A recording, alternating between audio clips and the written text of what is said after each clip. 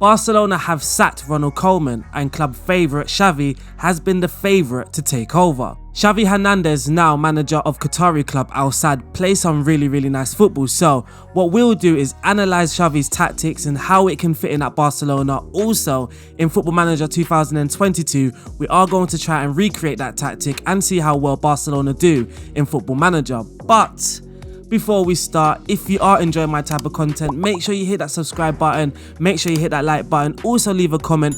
All of that is important in helping the channel grow. But for now, let's get stuck into the video. Xavi's preferred formation so far has been the 3-4-3, and it's been a really offensive one. Xavi looks to stretch his opponents and uses width to do so by having two wingers high and wide with a striker pinning defences back. Koeman at Barcelona also used the 3 at the back, so Xavi opting for a 3-4-3 may not be too difficult of a transition for Barcelona. Personnel wise, things might see a slight change. Though it would be near impossible to predict what Xavi's preferred lineup would be, the roles of the two central midfielders will be very important as they are typically Xavi's orchestrators, so it could be that we see Sergio and Frankie de Jong fill these roles. Who Xavi would pick as his preferred back 3 and wing backs would certainly also be interesting. Xavi's build-up philosophy is possession based. Al Sadd under Xavi are a side that love to dominate by keeping possession. So far during the 2021-22 Qatar Stars League, Xavi's side have kept 62.5% possession on average, a figure well above the league's average. During the build-up, Xavi likes to make sure that every part of the pitch is occupied. The build-up starts with a 4-man back line. By maintaining a 4-man structure and by playing short passes in close proximity, Al Sadd try to obtain plenty of options advance forward. The central defenders provide them an option to advance from the central route via midfielders, whereas the fullbacks in a 4-man system provide width to their build-up. The centre-backs are given a ball-playing role as they are made comfortable with the ball and breaking the opposition lines, which is a requirement, so it's no surprise to see Al Sadd with the most progressive passes per 90 with 73.2. As touched on, the central midfield roles are vital to possession and will need to be efficient passers of the ball to initiate attacks, roles I can see both Sergio and Frankie de Jong fulfilling. The key to the build-up is to create one-touch passing sequences to open up space, maintain the width by stretching the field and creating numerical superiorities. Then when Al Sadd advances higher up the pitch, that width and same principles of numerical superiorities and one-touch passing remains. Xavi's approach to get the ball into the final third is the use of the width to stretch the opposition's line and play the ball into the opposition 18-yard area, and that width comes from the wingers. Getting width from the wingers is similar to the way that Barcelona and Spain would have played back in Xavi's time as a player, and Al Sadd's width is a great mechanism for them to keep possession and switch play. The positioning and movement of the wide players is well organised in Xavi's philosophy at Al Sadd. The fullbacks and wingers coordinate well and provide width in the final third. Al Sadd's combination in the wide areas remain consistent and lethal. Out of 536 passes that Al Sadd attempted in their most recent game, 239 are lateral passes in the wider areas with an 87% success rate. When the wide players advance high and wide, the wide centre-backs are tasked with providing support out on the flanks, which also allows the wingers to make runs in centrally towards the box during chance creation. Al Sadd are great in creating chances in front of goal because of their alternatives using width as well as attacking through the centre. They currently lead the XG charts with 18.06 expected goals whilst overperforming, scoring 29 goals in 7 games. The lone forward hardly participates in the build-up and is allowed to continuously occupy the central defenders, something Aguero would be comfortable with. So when Al Sadd attack, they always have a presence inside the box, a focal point. So therefore, it's no surprise that Al Sadd have had 216 touches inside the opponent's box, highlighting that heavy presence. When the build-up is made using a network of short passes through the midfield, through balls are commonly played to one of the forward players.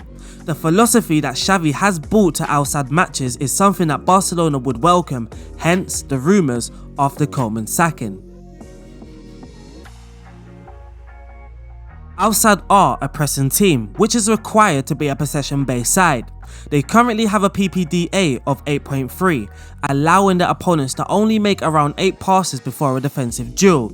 They prefer to engage out wide, and by doing so, that's the area outside forced their opponents, and in their most recent game, 41% of the defensive duels happened out wide on the left and 38% on the right.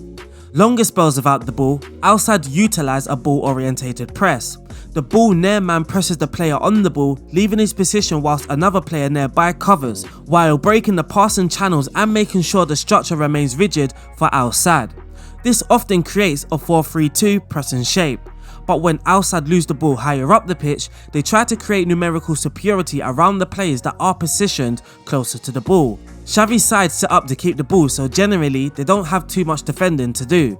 If they do concede a goal, it is usually out of failure to adequately recover in transition or from ineffective pressing, which is something Barcelona will have to cut out of their game. But unfortunately, that wraps up this brief Xavi analysis and how he could set up at Barcelona. So now we're going to go into Football Manager, have a look at the tactic that we have created, and also see how well Barcelona can do in Football Manager. Will they be able to compete, or will we get sacked halfway through? Let's find out. So here is my Xavi tactic, and of course it is a 3-4-3, but Outside do use a 4-2-3-1. For the purpose of this video though, we will be looking at the 3-4-3. So for the team mentality, we are using that attacking mentality. We do want to be really offensive, getting the ball further forward, also helping the central defenders in breaking those lines when trying to build up, but also we do want a heavy presence in the opponent's box. The attacking width is set to fairly wide, so we will be focusing in those wider areas whilst not neglecting the central areas.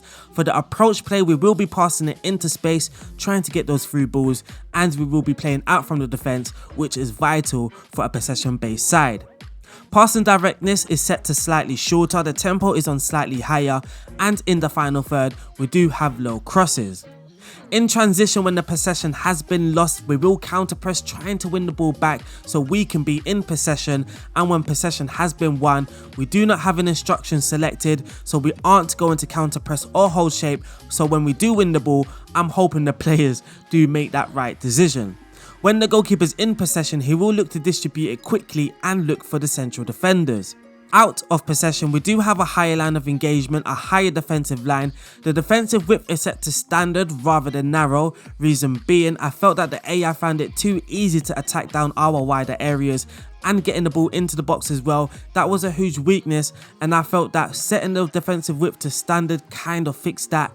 The trigger press is set to much more often, so we can win the ball back again and be in possession, prevent the short goalkeeper distribution, and get stuck in. That instruction really does not need to be selected, but for me, I feel that this instruction does help get better results in Football Manager, so that's the reason why I went with get stuck in. Now for the player roles. In goal, we do have a sweeper keeper on the attacking duty. In defence, we do have 3 at the back. The 2 wider ones are that wide centre back on that supportive duty, and the central defender in the middle is a ball playing defender who will be covering. The wing backs out wide will be attacking, getting down that flank, and the 2 central midfielders in the middle. One is a central midfielder on that defensive duty, someone that can drop back and also in the build-up phase help us build that 4-man structure, and his midfield partner is a box-to-box midfielder. Both of them are instructed to pass it shorter. In attack, out wide, we do have 2 advanced forwards, both on support, who will be looking to cut inside and support that poacher, who is the striker, the lone forward, someone that's not going to be involved in the build-up play too much, and someone who's going to be looking to occupy the opposing defence. So that there is the team instructions and the player roles and instructions all wrapped up. We can now go and look at the results to see how bad or how well Barcelona did using this tactic. So now let's look at the results. So looking at the competitions, I guess we didn't do too bad. In La Liga, we were the champions. We played 38. We had a goal difference of plus 74 with a points tally of 93. In the Champions League, we did get knocked out in the quarter-final by Chelsea, losing 2-1 on aggregate, so not by a big margin at all. In La Liga, we did win 29 of those 38 games, losing 3. Those 3 losses came away to Villarreal, Real Madrid and Valencia. So away, that was kind of the hiccup. For the goals, you can see that Memphis Depay, he was the top goal scorer, the highest average rated player as well, with 12 assists, Coutinho on 11. Ter Stegen also had the most clean sheets. But looking at the team stats, you can see that we had the most goals, the most shots for, the fewest shots against. For the best pass completion, we came in 4th with 90%, so not bad at all. And for the average possession, we came in 3rd with 52% of the ball. For the most tackles won, we aren't in the top 8, but for the most dribbles made, we are tied with Valencia on 581. Most clean sheets, Barcelona with 27, and for the fewest conceded, Barcelona again with 17. Now for the data and for the general performance, as you can see, we did overperform and outperform the league's average in La Liga in all the metrics here. The same or similar for the team attacking.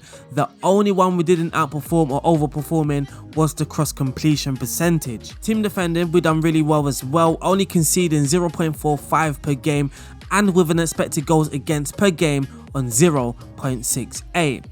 This here is the pass map, and I'll also show you Al-Sadd's pass map, and as we can see, the two are very similar, which is pleasing to see. The attacking efficiency, Barcelona were aggressive and were clinical. For the passing, disappointingly, we were on the fewer passes side of the metrics, but we were accurate in our passing.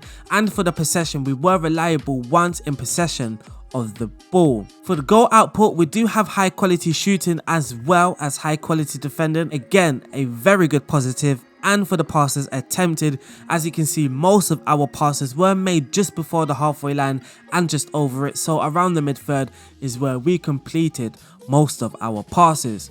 Now finally, we can look at the squad stats to see who were the top goal scorers and the best creators in our Barcelona side. So in all competitions, Memphis Depay, he did score 30 goals with 13 assists as well. A very good season for him, an average rating of 7.54. Pedri had 15 goals in 41 starts. Surprisingly, PK got 12 goals in 42 starts. Ansu Fati, Sergio Aguero both got 7 goals. Frenkie de Jong and Coutinho both got 6. For the best creators in this Barcelona side, Coutinho with 16 assists, Memphis Depay with 13, Sergi Roberto on 10, those are the 3 on double figures for assists. Balde surprisingly has 6, Gerard Piqué also has 6, Xavi has 5, so does Jordi Alba, and so does Frenkie de Jong. But unfortunately, that wraps up this video. I hope you guys have enjoyed it. You can test out the tactic, or you can have a go at creating one yourself. If you have enjoyed this type of content, make sure you are subscribed, make sure you like the video, leave a comment. All of that is very good in helping the channel grow. But I'll see you guys soon. Stay safe. It was a joy recording this video, and God bless. See ya.